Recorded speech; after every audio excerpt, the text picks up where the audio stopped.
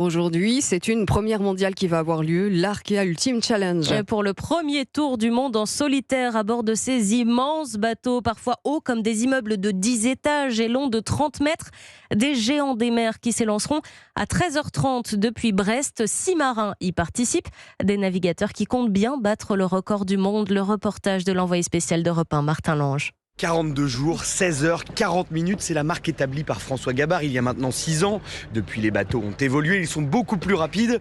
En théorie, ce record est largement à leur portée, mais les skippers restent prudents, à l'image de Charles Caudrelier. C'est pas du tout l'objectif. Mon objectif, c'est de finir. Et si je finis une minute devant le deuxième, je serai content. Donc je vais ménager ma monture parce que c'est la grosse difficulté de ce Tour du Monde. Ça n'a jamais été fait en mode volant. Aucun bateau n'a réussi à boucler le Tour du Monde. Il y a eu 4 tentatives et on n'a jamais réussi à dépasser l'océan Indien. Par ailleurs, contrairement à une tentative de record du monde, les marins n'ont pas choisi leur fenêtre météo.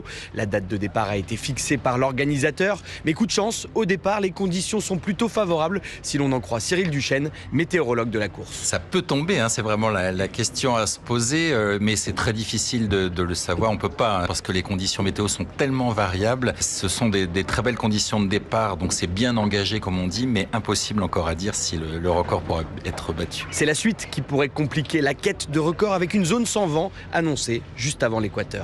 Martin Lange, et pour